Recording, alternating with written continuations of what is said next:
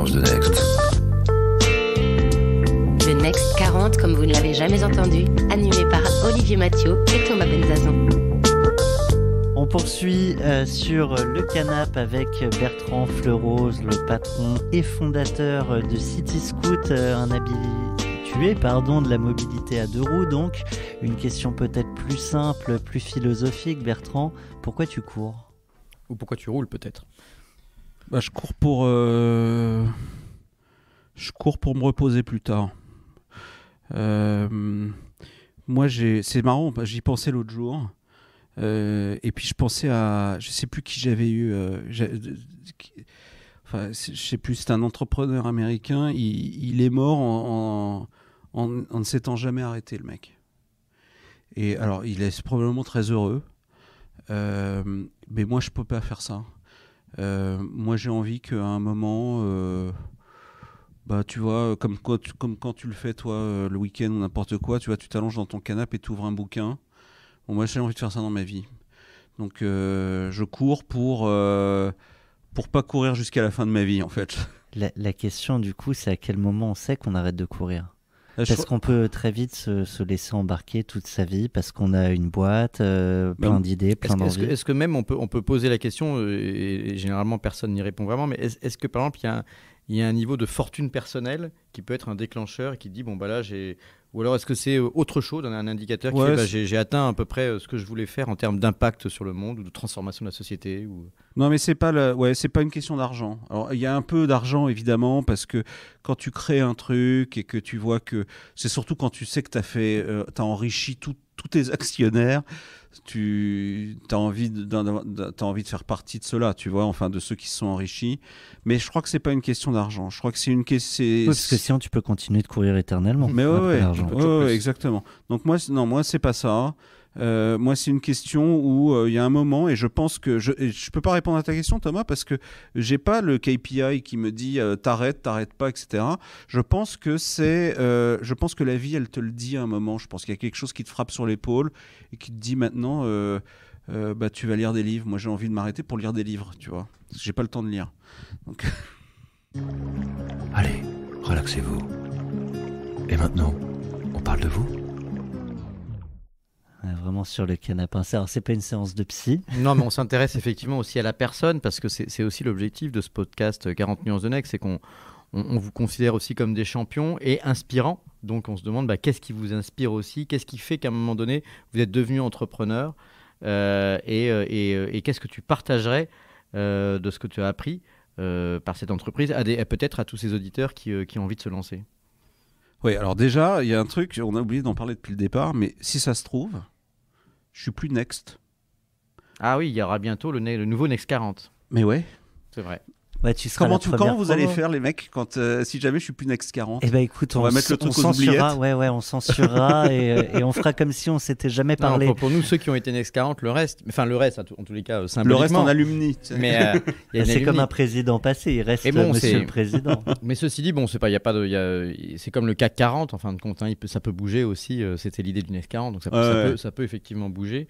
Et il est vrai qu'il y a eu des levées de fonds records ces deux dernières années, donc forcément ça peut bouger un peu, même si beaucoup des grosses levées de fonds, c'était des gens qui étaient déjà dans le Next 40. Ok, ouais, j'ai essayé de me faire mon propre pronostic l'autre jour avec un Excel. Lui, il a levé 140. Ah oui, il était déjà ouf. Ce qui veut dire, si tu espères y retourner, c'est qu'on y trouve quelque chose. C'est vrai qu'on en parle rarement de cet apport du fait d'être au Next 40. Est-ce que c'est que de la visibilité ? Je crois qu'il y a aussi tout un accompagnement. Je réponds à ça d'abord parce que la question de pourquoi tu as voulu être entrepreneur et tout... Et on va y revenir, on va même aller un peu plus loin dans ton enfance. Ok. Non, le Next 40, pour moi, c'est... Alors, tu sais, ce qui est marrant, c'est qu'avant que ça existe, en fait, on vivait très bien. Et maintenant que ça existe, t'as envie d'y être. T'as envie d'y être parce que tu t'aperçois. Moi, j'ai un interlocuteur à qui je rends hommage d'ailleurs là. Amir Majoubi, Cédrico. Alors Cédric, quand je l'appelle, ou que je le textote, il me répond en 2 minutes, donc hyper accessible, génial et tout. Et c'est un copain de promo de mon DG, de HEC, de mon DG, donc on est assez proches. Non, moi c'est Louis Fleuret. Louis Fleuret, c'est celui qui s'occupe pas seulement de moi, d'une vingtaine, je crois, entre 10 et 20 boîtes du Next 40. Et j'ai jamais vu une équipe de mecs aussi attentifs, à l'écoute. Ils reviennent sur les sujets, même si de temps en temps c'est moi qui ai oublié de leur demander, c'est lui qui revient, etc. Donc moi je dis chapeau Next 40. Je dois avouer, et j'espère que ça va pas créer de dissension, mais le fait d'avoir été Next 40, je pense, nous a aidés dans nos demandes de prêt garanti d'État. Donc ça c'est un avantage. Je sais qu'on a accès aux différentes administrations d'un claquement de doigts, alors qu'avant on galérait. Donc je crois que notre vie elle est un petit peu facilitée quand même au niveau ne serait-ce qu'administratif, en faisant partie du Next 40. Après pour revenir aux questions plus perso, puis il y a la visibilité aussi. Là on est dans la partie de ton émission qui est plus perso, mais je pense qu'il y a un lien finalement, parce que le Next 40 c'est aussi une forme de reconnaissance à mon avis. Après, tu peux l'accepter ou pas comme tel, hein, je donne un avis extérieur. Et donc, est-ce qu'il y a aussi une dimension d'ego après dans la reconnaissance ? Est-ce que c'est un des moteurs de l'entrepreneuriat et de la réussite ? Ou en tout cas, est-ce que c'en est un pour toi ? Alors, c'est pas un moteur, mais il y a de l'ego. Moi, j'ai pas beaucoup d'ego pourtant, je vais te dire. Mais bizarrement, si j'étais pas Next 40 là en 2021... je serais vexé. Tu serais frustré. Ouais. Je serais vexé. Mais comme ce sont des critères objectifs, montant de levée, multiplication du chiffre d'affaires sur les 3 dernières années, après tout, non, j'aurais pas le droit d'être vexé, mais ça m'énerverait de plus faire partie du club des 40 premiers. Bon, mais je serais très content de faire partie du FT 120. D'ailleurs, il y a la moitié des boîtes qui ont levé plus de 50 millions cette année, qui étaient des boîtes du FT 120. Donc je pense que les boîtes du FT 120, elles sont au moins tout aussi valables que celles du Next 40, donc j'ai pas de problème avec ça. J'ai répondu à cette question, donc je reviens sur la question de l'entrepreneur. Qu'est-ce qui m'a donné envie d'être entrepreneur ? En fait, moi j'aime pas qu'on me dise ce que j'ai à faire. Et j'étais bien en fait, bon, mis à part que comme je vous l'ai dit, j'ai rien appris en faisant de la finance, mais j'étais bien parce qu'on me disait pas ce que j'avais à faire. J'étais responsable de mon propre département, on me faisait suffisamment confiance pour savoir si les positions que je prenais sur les marchés financiers étaient les bonnes, etc. Et en fait j'ai toujours vécu comme ça, et j'ai jamais eu vraiment, même si j'avais au moins 3 ou 4 couches au-dessus de moi chez JP Morgan, même plus que ça probablement, j'ai jamais eu l'impression d'avoir un patron. Ok, je devais des comptes, mais j'ai jamais eu l'impression d'avoir un patron. Et en fait, je fais partie de ceux qui... et c'est pas que j'ai envie d'être patron moi-même ou de donner des ordres, c'est que j'ai pas envie qu'on me dise ce que j'ai à faire. Et est-ce que ça influence la façon dont toi tu es patron du coup ? C'est-à-dire ton style de management d'une certaine manière ? Alors j'essaye de pas. Je pense qu'au début j'avais ce défaut, notamment il y a tous ces patrons qui savent pas déléguer parce qu'ils pensent que jamais aucun de leurs salariés pourra faire mieux qu'eux. Généralement les boîtes grandissent pas ou moins vite. Ouais, bon moi ça m'arrive. J'étais comme ça au début. Hein. C'est évident quand tu es patron la première fois. Tu penses que tu sais mieux que tout le monde. Bon. Aujourd'hui, je m'aperçois que tous les gens qui sont à mon codir, enfin, on appelle ça COMEX ici, ils sont tous meilleurs que moi dans leur domaine. Il leur manque peut-être juste un truc, c'est la valeur et la vision. C'est tout. Que je pense là où c'est encore mon petit avantage sur eux. Et quelle est la valeur ? La valeur de la boîte, c'est la confiance. Moi je suis un homme, je peux me vanter, je pense, d'être quelqu'un d'une confiance extrême, enfin à qui on peut faire confiance. Et avoir confiance génère la confiance. Ouais, je pense, ouais. Et il n'y a pas que ça. Dans hein. la partie philosophique là, de Thomas, non, mais il n'y a pas que obligatoire. ça. La confiance, tu sais, quand tu... C'est peut-être pour ça que j'adore la notion de service. C'est que moi, je veux que mon client, aujourd'hui, il ait tellement confiance dans le service CityScoot qu'il sait qu'en descendant dans la rue le matin ou en sortant de son déjeuner, il va avoir un scooter à 100 mètres qui va fonctionner. Et pour moi, ne pas trahir cette confiance-là, et moi, j'ai jamais trahi personne, ne pas trahir cette confiance-là, c'est énorme. Et donc, pour moi, la plus grosse valeur, tu sais, c'est reliability en anglais. Il n'y a pas la vraie traduction de reliability. Fiable ou ouais, la fiabilité. Ouais, t'as raison, c'est fiabilité. Moi, je pense être le mec le plus fiable du monde. Je suis connu pour ça et je veux que mon service soit le plus fiable du monde. Donc c'est la valeur principale, c'est la fiabilité. Je reviens sur cette notion de besoin de liberté, ou en tout cas à minima de ne pas rendre de compte. C'est un tempérament. Un tempérament, il se forge. Maintenant, je dois rendre des comptes à mes actionnaires. Voilà, en fait, finalement, on doit toujours rendre des comptes à quelqu'un d'une manière ou d'une autre, donc on va dire plus ou moins. Mais les tempéraments se forgent jeunes. Quel gamin t'étais ? Je suis fils unique, moi. Je suis désespéré d'être fils unique. Ça m'a. Je pense que sur le coup, je m'en suis pas aperçu. Mais plus tard, quand je voyais mes copains avec leurs frères, leurs sœurs et tout ça, ça m'a rendu un petit peu jaloux. Donc, j'étais un gamin sage, feignant. Je crois que je suis toujours un petit peu feignant. Mais j'ai pas du tout. J'étais très obéissant, tu vois. C'est pas parce qu'on n'a pas envie de rendre des comptes ou de s'entendre dire ce qu'on doit faire qu'on respecte pas ses parents et qu'on respecte pas ses aînés. Il n'y a pas eu de crise d'adolescence chez Bertrand? Non, jamais, rien. J'ai pas fait de conneries du tout. J'ai passé un an aux États-Unis avec tous mes copains pour faire mon bachelor à un moment. Et on a super déconné. Mais sinon, non, j'ai pas eu de crise d'adolescence. On a des entrepreneurs qu'on a eu à ce micro notamment, qui est petit déjà, monter des business divers et variés à l'échelle d'un enfant ou d'un ado. Est-ce que toi, tu avais au-delà de ça des petits signes avant-coureurs de l'entrepreneur que tu serais un jour? Non. Je ne savais même pas que je serais entrepreneur. C'est tombé comme ça. Non.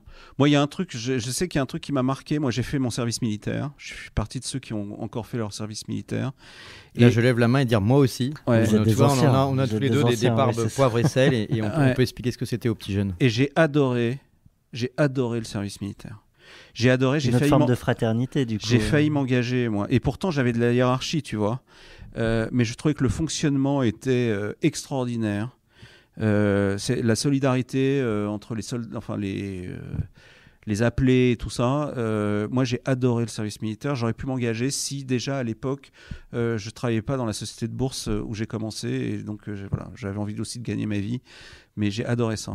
Tu n'étais donc peut-être pas destiné à devenir entrepreneur. Quand on parle de l'enfance avec Olivier, on aime bien s'arrêter sur des mantras qui sont restés, des choses peut-être que tes parents disaient ou un prof. On avait, c'est souvent l'exemple que je prends, Julia Bijawi qui gardait cette idée que la confiance que l'avenir appartient, je me trompe à chaque fois, l'avenir appartient à ceux qui se font confiance. La dernière fois, on avait Julien d'Iadvice qui nous disait que la chance est le travail qui ne se voit pas. Est-ce qu'il y a des choses comme ça qui... Non, moi c'était beaucoup plus... Moi, mon père, c'était un entrepreneur aussi, en tout cas vers la fin de sa vie. Et moi, j'ai grandi dans le monde des... alors il a été militaire aussi, mais j'ai grandi dans le monde des San Antonio et tout. Donc moi, les citations, c'est plus du Pierre Dac et du San Antonio. On n'a pas fait beaucoup de philosophie avec mon père, et on s'est jamais posé ce genre de questions. Est-ce que tu as une citation de Frédéric Dard en tête ou pas? Oh non, j'ai pas. On s'y replonge. J'ai pas, mais j'adore, et je continue de vivre dans ce monde-là. En tout cas, tu nous as dit que tu n'avais pas le temps de lire. C'est peut-être l'occasion de lancer un petit générique qu'on adore. S'inspirer. Respirer. On ouvre large la cage thoracique, comme dirait mon coach de sport.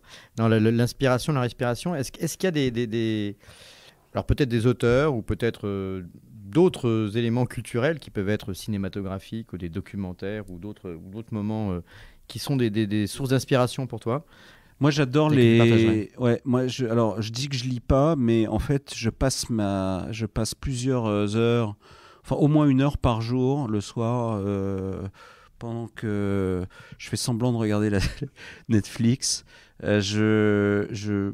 Je me bouffe du Wikipédia et du Google. Voilà. Et j'adore aller lire la vie des gens intelligents. Des grands mathématiciens, des grands joueurs d'échecs. Je suis en admiration devant tous ceux qui ont des intelligences spécifiques. Je dois dire que j'ai toujours regretté de ne pas avoir été un grand mathématicien. enfin, pas un grand mathématicien au sens que j'aurais découvert des trucs ou que j'aurais concouru pour une médaille quelconque, mais en tout cas avoir été bon en mathématiques. Ah oui. Je pense que j'aurais été bon, mais j'ai pas suivi ce cursus-là et je suis un peu frustré de pas avoir fait ça. Donc et pareil, moi je suis pas très bon aux échecs et je suis admiratif des grands joueurs d'échecs. Qu'est-ce qui t'intéresse dans ces formes d'intelligence qui sont peut-être pas communes ? Ouais, c'est ça. Non, mais les facultés d'analyse. C'est une capacité d'abstraction aussi. Je pense qu'il y a des gens. Enfin voilà, moi j'adore lire les biographies et des gens qui sont un peu hors du commun, mais intellectuellement. Voilà. Plus que des artistes, par exemple. Mais voilà, c'est tout. Donc je bouquine beaucoup de ça.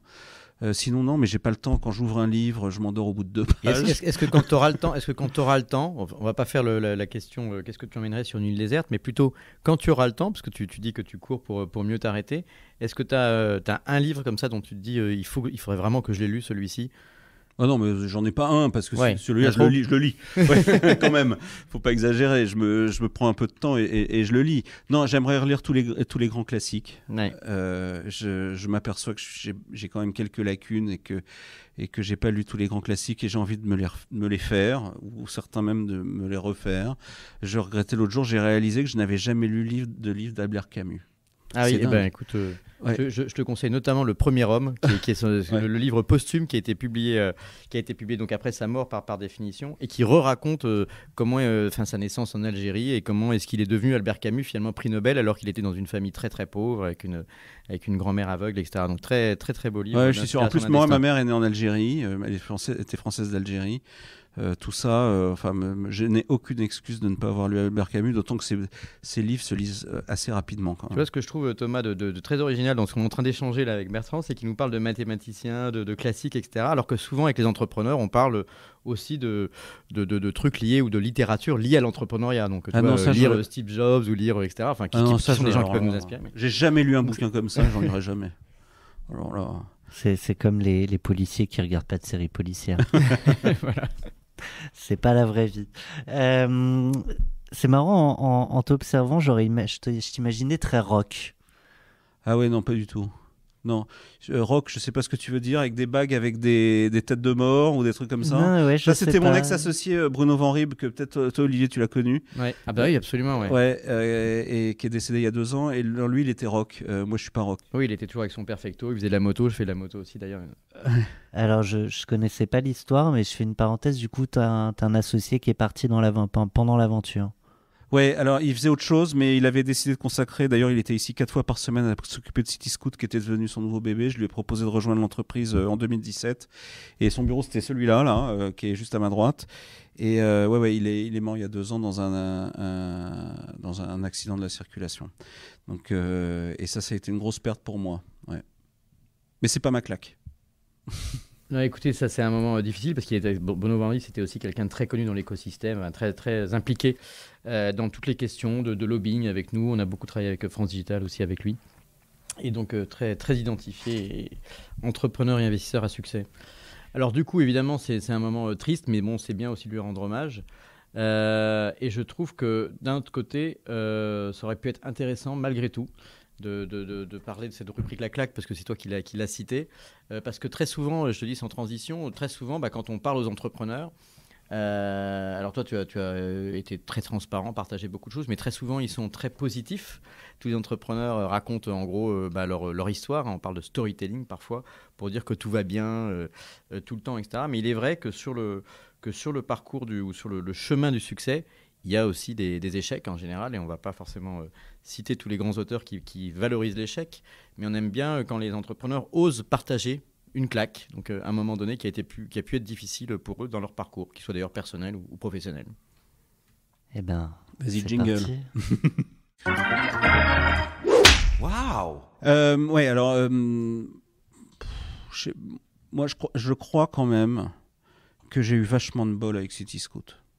J'ai l'impression qu'à chaque fois que j'ai eu un obstacle devant moi, même au dernier moment, alors que il aurait pu représenter une énorme claque, je sais pas, il tombe d'un coup, tu vois.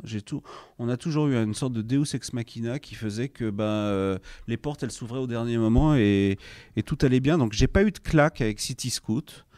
J'ai eu une claque dans ma vie professionnelle d'avant qui m'a appris énormément de choses. C'était mon histoire avec quand j'étais chez alors je pense que maintenant la confidentialité elle a sauté. De toute façon tu l'as cité tout à l'heure. JP Morgan, ouais, c'était il y a 22 ans. Et on m'a accusé à ce moment-là de manipulation de marché. Alors que c'était pas moi du tout, et j'ai servi de fusible à cette banque et j'étais 8 ans en procès et j'ai perdu toute ma carrière. Et finalement, c'est grâce à eux que je suis là aujourd'hui, parce qu'ils m'ont coupé les ailes au moment où tout allait bien pour moi et ils m'ont jeté en pâture au loup. Et là, c'est ma fierté qui a parlé et surtout mon sentiment ma volonté de refuser l'injustice.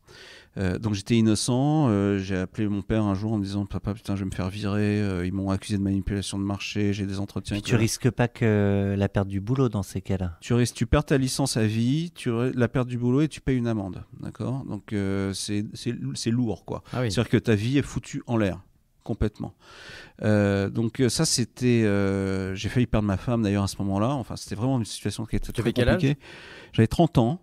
C'est pas bien vieux. Hein. Ouais, j'avais 30 ans, c'était très compliqué et j'ai trouvé heureusement. Alors il faut savoir que quand la leçon, c'est que même quand on a raison, c'est horrible à dire. Hein. Pourtant c'est pas mon style, mais quand on est innocent et qu'on se bat contre... Enfin, David ne gagne pas contre Goliath, d'accord. Ça existe que dans les livres. Quelques films américains. Ouais, ou peut-être quelques films américains qui se terminent bien. Mais quand on est... et pourtant, j'ai eu des aides, j'ai eu des lobbies, etc. Mais par exemple, quand on veut trouver un avocat et qu'on se bat contre JP Morgan, tous les avocats bossent pour JP Morgan dans la City, donc tu ne trouves pas d'avocat. D'accord. Donc finalement t'en trouves un qui te plante complètement, qui te trahit à moitié, enfin c'était horrible. Et puis à un moment t'as plus d'argent, t'as dépensé tout ton argent et puis t'as dépensé tout l'argent de la retraite de tes parents, des millions d'euros, et t'as plus qu'un seul choix, c'est de te défendre tout seul. Et tu te défends tout seul, t'es au tribunal. Face à une batterie d'avocats, j'imagine. Face à 50 avocats, parce que tu as le FSA, Financial Securities Authority, tu as le London Stock Exchange qui est en face de toi, et puis tu as JP Morgan qui veut bien s'assurer que tout va bien. D'accord. Et toi, tu es tout seul, et tu arrives, tu prends le métro le matin avec 2 sacs énormes de classeurs. Tu parles anglais, mais tu parles pas le langage juridique, tu vois. Et le juge, il te regarde dans les yeux, il a envie de pleurer pour toi. Et c'est des super. Moi, pourtant, j'étais en admiration devant ce juge et qui te dit, je sais que vous avez raison, mais je vous crois, vous êtes innocent, mais la façon dont vous êtes défendu, je peux pas juger en votre faveur, tu vois. Et là, ta vie, elle est foutue. Et donc ça a été une énorme leçon pour moi de savoir qu'à un moment, il faut accepter la défaite. C'est horrible, hein. Mais il faut accepter que le mec qui est en face, il est plus fort que toi. Et même si tu as raison, il va te tuer. Et vaut mieux s'arrêter au début et garder un peu d'argent en fait, et essayer de se relancer plutôt que tout dépenser jusqu'au sang et puis sortir vaincu et perdre. Et donc tu as dû payer une amende effectivement ? Alors j'ai jamais payé l'amende parce que j'ai toujours refusé de payer l'amende. Et de toute façon, tous ceux qui étaient en face de moi savaient que j'étais innocent. Donc ils n'ont pas insisté pour l'amende. Ce qui les intéressait, c'est que je perde ma licence. Et que finalement j'ai récupéré au bout de 2 ans. J'imagine. Et avoir trouvé le fusible. Voilà. D'accord. Ouais. Comment se remet d'un coup comme ça ? C'est super dur. Donc perte de confiance, j'imagine. Mais non, mais tu perds tous tes repères. Tu te dis, mais dans quel monde je vis, tu vois ? C'est incroyable. Si même je peux plus avoir confiance aux juges, et je peux te dire, la justice, elle est plutôt beaucoup plus efficace. Enfin, les juges sont beaucoup plus pros, je pense. Les Anglais qu'en France, où j'ai vu quelques juges. Je pense que les avocats sont plus forts dans leur plaidoirie et que les juges sont meilleurs. Les juges anglais sont extraordinaires. Ouais. Et tu te remets difficilement. Alors, moi, je suis revenu, j'ai dit, avec mes valises, plus d'argent, plus rien. J'ai appelé Jean-Marc Etienne, qu'on a entendu tout à l'heure. Je lui dis Jean-Marc, est-ce que tu veux m'embaucher? Donc, il dirige une société d'intermédiation sur les marchés financiers. J'avais déjà bossé avec lui par le passé. C'était mon premier employeur. Et je lui dis Jean-Marc, est-ce que voilà, je suis dans la merde et tout. Et c'est là qu'on voit ce que c'est qu'un vrai pote. Il m'a dit écoute, j'ai rien pour toi, mais je t'embauche. Et il m'a permis de rebondir. Ouais. Il m'a permis de rebondir et je suis resté 3 ou 4 ans avec eux, le temps que je me remette un petit peu. Et puis après, on s'est séparés, j'ai construit mon garage et je suis reparti comme ça. Mais lui, moi, il me restait plus que les doigts qui sortaient de la vase et il m'a tendu la main et il m'a sorti comme ça. Ouais. Bel hommage amical. Pas besoin toujours de frères et de sœurs pour retrouver la fraternité. J'oublierai jamais. Mais c'est vrai que du coup je comprends et ça met en résonance, tu as raison Thomas, ce que tu disais, le regret que tu peux avoir de ne pas avoir de frères et de sœurs, etc. Bon bah après tu le remplaces par des amis effectivement. Et c'est une question que je me posais qui rejoint un peu ça, c'est que finalement City Scoot, si je comprends bien, tu n'as pas de cofondateur, alors tu as des amis qui ont investi, mais tu es le seul fondateur. On voit dans le X40 il y a tous les cas qui existent. Enfin, il peut y avoir des associés qui fonctionnent à 3, 4, 5 et puis certaines personnes qui sont en binôme, il y a souvent quand même des binômes. Et puis quelques-uns qui sont plus seuls. Est-ce que ça s'explique par les aventures que tu as connues, les déboires, et également peut-être le fait que tu sois fils unique et les traversées du désert que tu as pu avoir, ou tu n'as pas vraiment recherché d'associés Non, j'ai pas recherché et franchement, moi j'ai une femme et des enfants, donc elle comprendrait pas trop que je dise ça, mais moi, je pourrais être tout seul, ça me dérangerait pas, même dans la vie. Je pourrais être sur une île déserte, je pourrais être en prison à lire des livres. Je me suffis très, très bien à moi-même. D'accord, donc forte richesse intérieure. Ouais, mais j'accepte la contrepartie. Alors, tu vois, j'ai Bertrand Altmaier qui m'a rejoint en tant que DG au mois de mai. Je suis super heureux. Parce que là, j'avais Bruno avant. Et je dois dire qu'entre entre le départ de Bruno et l'arrivée de Bertrand, à chaque fois, je me disais, si Bruno était là, qu'est-ce qu'il dirait, tu vois ? Donc j'ai quand même besoin d'avoir une sorte de contrepartie un petit peu business, un peu intellectuelle. Ouais. Mais sinon, là aujourd'hui, je pourrais plus être tout seul. C'est fini. En plus, il m'a montré des trucs qui sont de son âge. Tu vois, il a 37 ans, il est complètement dans l'écosystème et tout. Et moi, il m'a appris plein de choses là déjà en 6 mois. Par exemple, tu as un exemple comme ça qui te vient spontanément en tête? Bah ouais, enfin la façon, tu vois, le truc qui est derrière toi, c'est la roadmap tech. Bon, la roadmap tech, pour moi, c'est un truc. Bon, c'est même pas que j'avais pas le temps de m'en occuper, c'est que c'est. En 37 post-it, ouais, j'ai compté. C'est un peu comme Rain Man. C'est le truc qui m'était même pas venu à l'esprit, tu vois. Donc lui, il est fort, il est en train de tout bien me mettre là. Voilà. T'évoquais tout à l'heure rapidement tes enfants.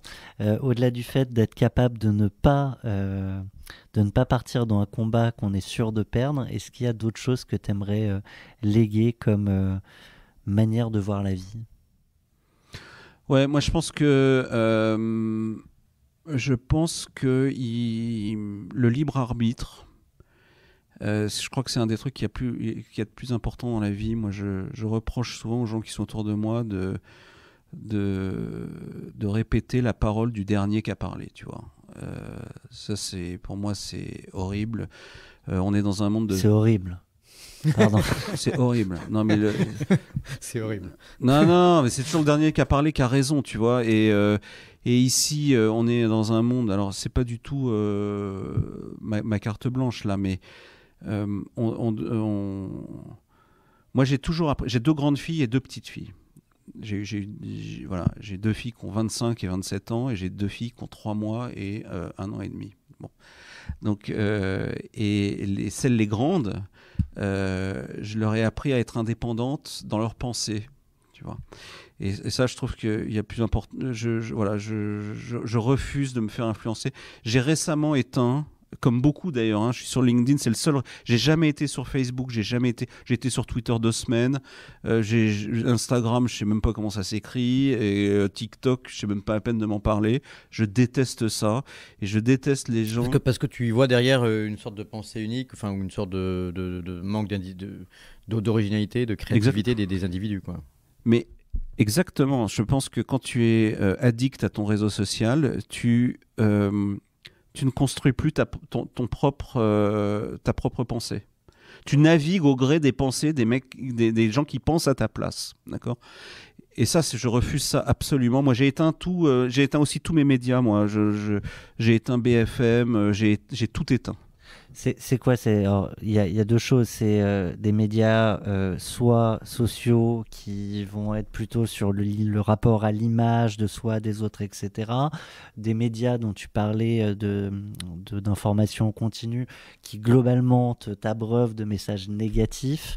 Non, il n'y a pas que ça. Négatif, tu peux faire la part des choses. C'est qu'ils te disent comment il faut que tu penses. Là, aujourd'hui, on est dans un monde où on te dit comment tu dois penser. Et moi, j'aimerais que mes filles ne succombent pas à ça.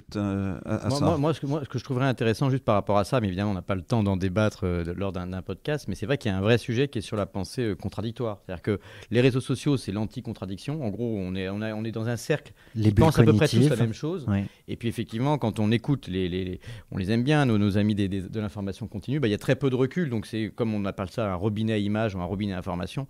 Donc, il y a très peu de construction par opposition, de dialectique et de construction du débat, quoi. Néanmoins, et je pose juste l'idée pour qu'on aille au bout du sujet, à l'inverse de ce que beaucoup maintenant appellent les médias mainstream, il y a tout un autre type de médias avec aussi de la désinformation ou de l'information incomplète qui pullule. Où est-ce que tu mets le... Ah non, mais moi je ne m'intéresse plus à l'information. Moi, ce qui m'intéresse, c'est les données maintenant et les avis. Donc, tu vois, par exemple, moi, le soir, je suis avide d'une seule information, c'est de savoir combien il y a eu de contamination. C'est la courbe, d'accord ? Pour moi, une courbe, c'est des données. Et c'est brut, tu la prends comme ça, elle ne te dit pas comment il faut que tu l'interprètes. Tu l'interprètes toi-même. Tout ce qui est autour de ça, je ne l'écoute pas. Donc les seuls articles que je lis, ce sont ceux où il y a des chiffres en fait, ou des données. Et les émissions pour les animaux, j'adore regarder les émissions sur les animaux. C'est vrai que c'est reposant, notamment tard le soir. On va sur la carte blanche ? Je pense que oui, on en a parlé, tu l'as déjà cité, et du coup, écoute, comme tu as l'air inspiré, ça va nous passionner. Donc le principe de la carte blanche, c'est quelques minutes libres de parole. Nous, on n'intervient pas. C'est toi qui déploie le sujet que tu as envie de faire partager aux auditeurs. Carte blanche pour 40 nuances de Next. Ouais, alors j'ai pas préparé la carte blanche, mais je pense que ce qu'on a évoqué avant est une bonne rampe de lancement pour moi.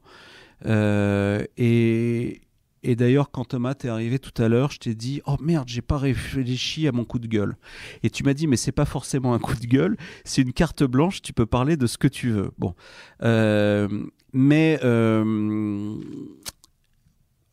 Bon, je suis quelqu'un qui aime...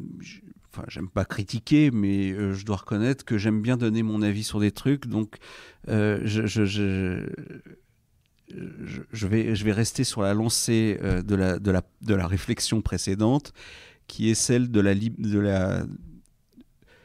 manque de liberté dont on est victime en ce moment, tous autant qu'entre nous. Et pourtant, moi, je vais vous dire à titre perso, les restrictions et le confinement ne m'affectent absolument pas. Moi, ma vie, à part ne pas aller à mon petit resto où j'ai l'habitude d'aller le samedi midi et le dimanche midi, finalement, moi, le soir, je sors pas trop. Je regarde Netflix, je lis Wikipédia et moi, ça me suffit largement. Bon, ce qui m'embête, ça m'affecte quand même indirectement puisque ça affecte ma société et ça, j'aime pas qu'on touche à ma société. Bon. Donc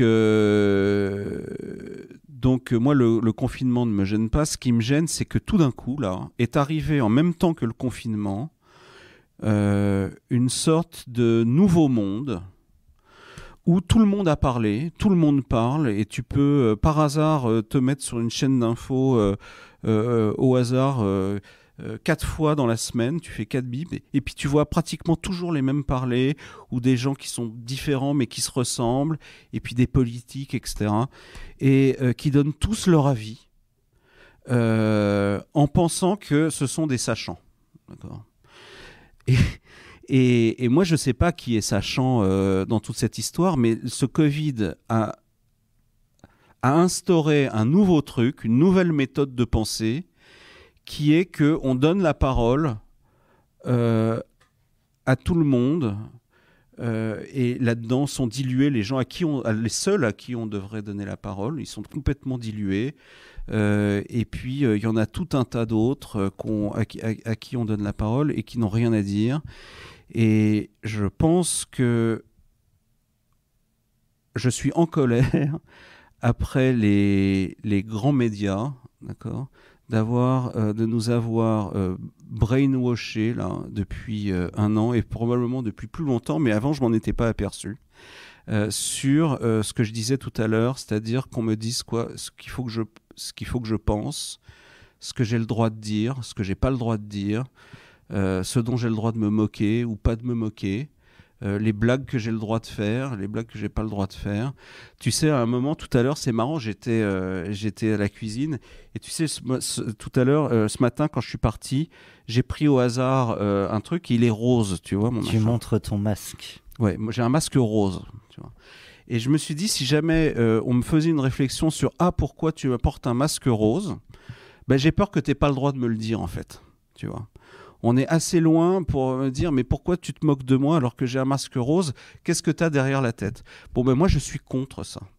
Je dois dire, j'ai pas envie j'ai pas envie de dériver dans le politique ou le bien-pensant, etc. Mais je fais partie de ceux qui sont un petit peu réac contre la bien-pensance. Voilà, ça c'est ma carte blanche, c'est ça. Mon coup de gueule, il est contre la bien-pensance. Est-ce que ce qui ne va pas dans la pensée globale est de fait du coup plus audible et plus désirable ? Non, mais ce qui n'est pas dans la pensée globale, la pensée globale est par définition quelque chose à laquelle on t'oblige à adhérer. Les autres pensées, on t'oblige pas à adhérer. Moi, ce que j'aime pas, c'est quand on m'oblige à adhérer. Voilà.